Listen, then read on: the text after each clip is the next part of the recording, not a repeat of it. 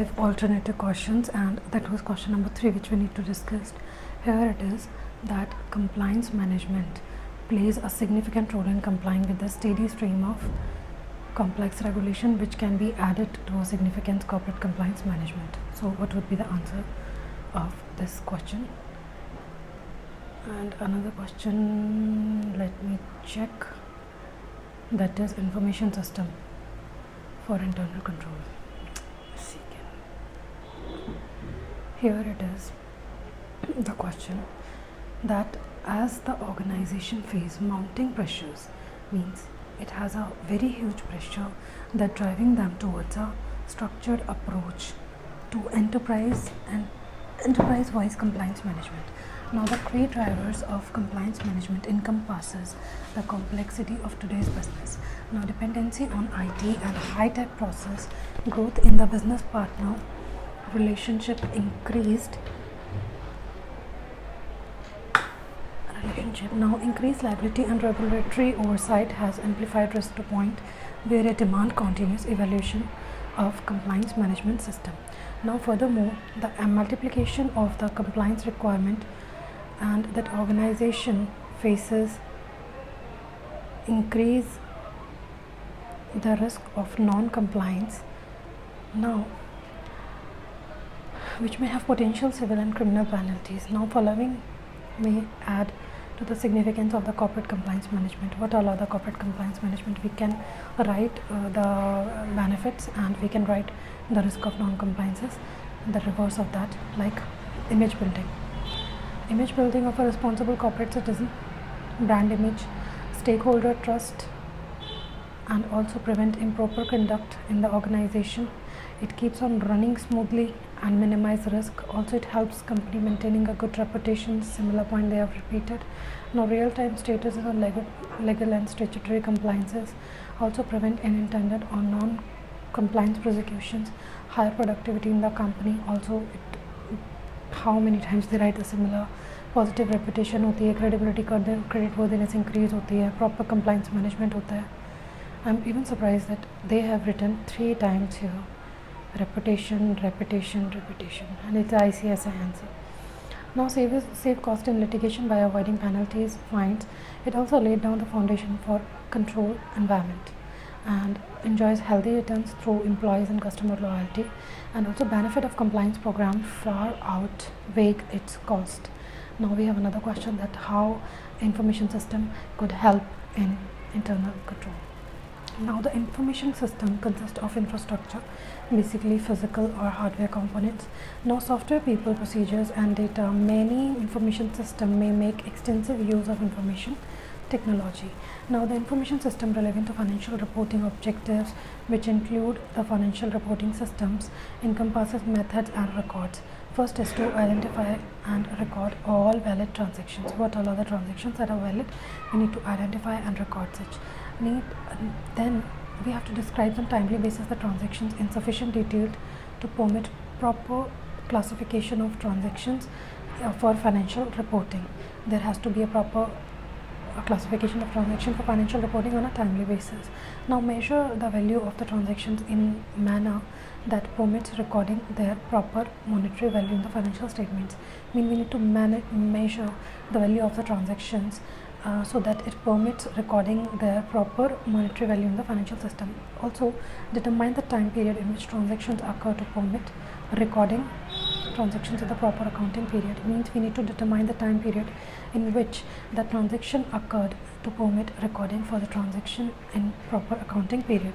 Also present properly the transactions and related disclosure in the financial statement. We need to present properly the transaction and also the related disclosure in financial statements. Also the quality of the system generated information affects management's ability to make appropriate decisions in managing and controlling the entity.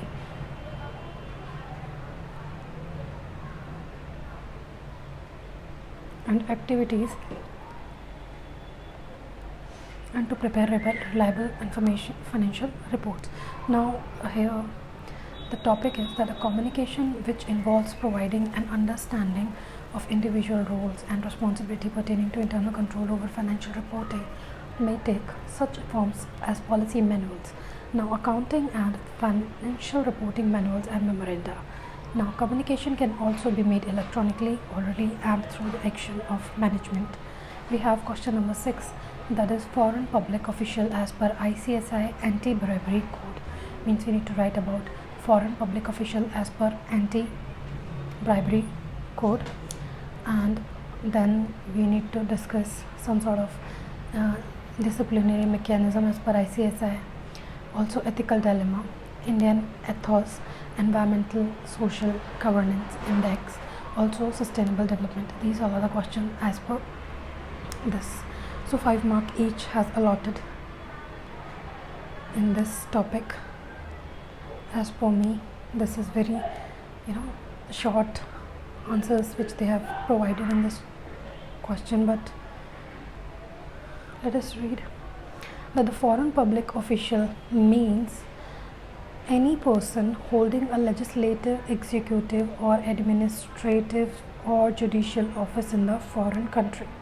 So basically, if we talk about foreign official, that means if that person is holding some legislative, executive, administrative or judicial office of the foreign country, whether appointed or elected, whether the permanent or temporary, whether paid or unpaid, and include a person who performs a public function or provides service for a foreign country.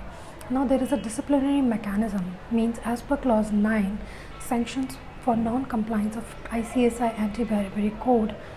Non-compliance of the code is subject to disciplinary mechanism.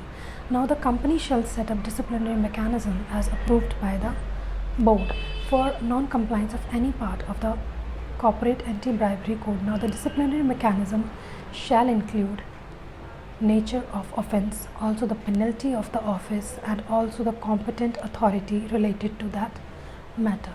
So disciplinary mechanism, that means the non-compliance of the ICSI anti-bribery code, for any non-compliance of the code is subject to disciplinary mechanism. Okay, now the company has to set up a disciplinary mechanism which is approved by its board for the non-compliance of any part of the corporate anti-bribery code. Now there is an ethical dilemma, which means ethical dilemma is basically a moral situation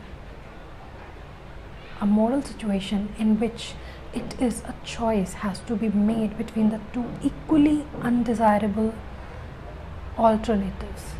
So it has to be equally undesirable, two equally undesirable alternative, and we need to make a choice. It is a decision making problem between the two possible moral imperatives, neither of which is unambiguously acceptable or preferable. Now the complexity arises out of the situational conflict in which obeying one would result in transgressing another. So this is the important line, that complexity arises out of the situation conflict in which obeying one, we follow one, that would result in transgressing another, and they both are equally undesirable alternatives. Now what do you mean by Indian ethos? So Indian ethos is basically, in the management, refers to the values and practices that can contribute to service, leadership and management.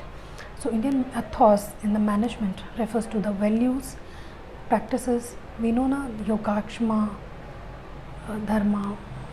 There are some management principles that is given by the Indian ethos.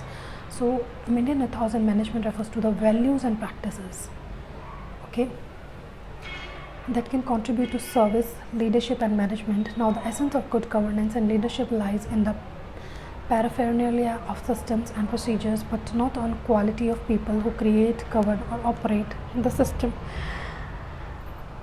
Now, which is now as the Sanatana Dharma, the eternal essence, and have been influenced by various standards for Indian philosophy. So we have another question, that is ESG index. What does it mean and how do we get benefited? Now ESG, basically environment, social and governance. It basically describes environment, social and governance issues. it describes the issues. Now the ESG index employs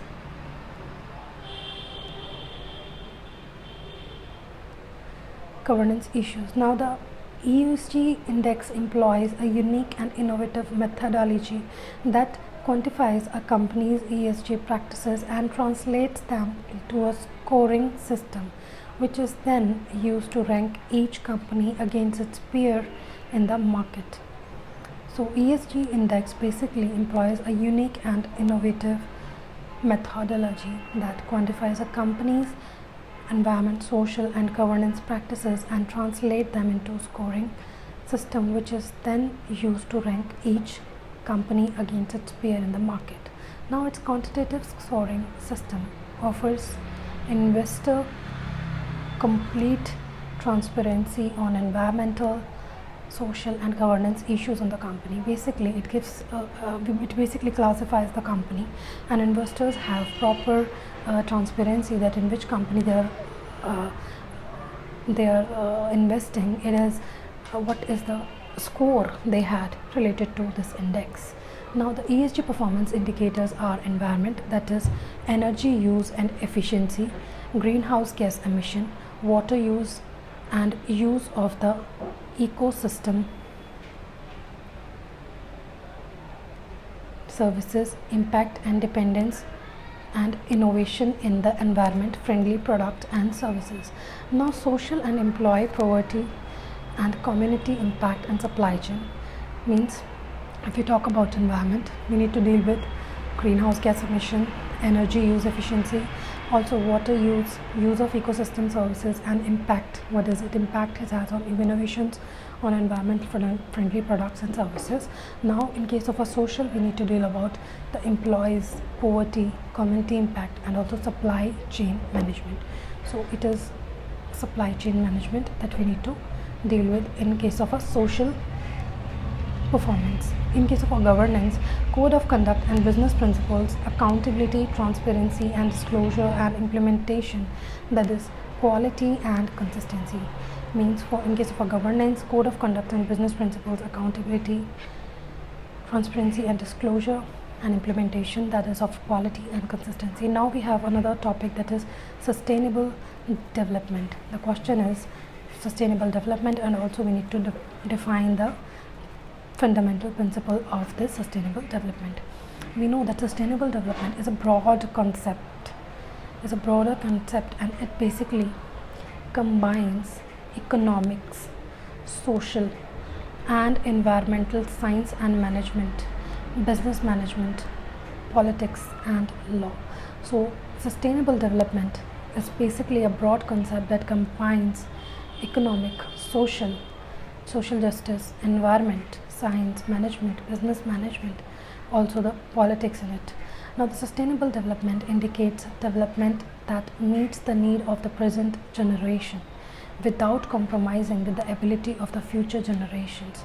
Means the future generation would also get the benefit which the present generation is having. And the principle behind is to foster such development through technological social activities which meet the needs of current generation, but at the same time it ensures the need of the future generation too. And the contribution of sustainable development to corporate sustainability is twofold. First, it helps to set out the areas that companies should focus on. Means it helps to set out the areas that companies should focus on, that is environmental, social and economic performance. Secondly, it also provides the societal goal for corporations, governments, civil society to work towards ecological, social and economic sustainability. Now there is a 4 fundamental principles of sustainable development that is to be agreed by the world community as under. Now this is like principles of intergenerational equity. What all are the principles of intergenerational equity? That is, need to preserve the natural resources for the future generation. We need to preserve some natural resources to the future generation. Also, there is a principle of sustainable use.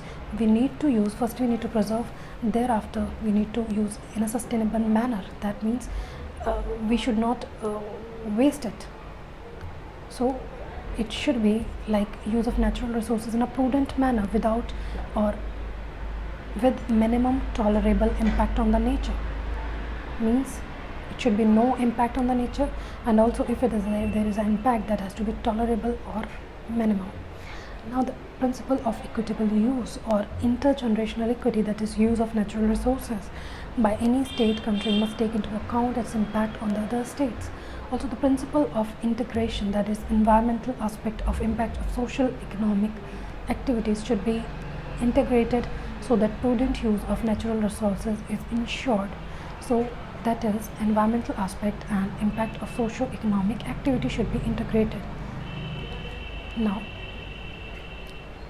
we have finished this topic. One more module which we need to complete. Thank you.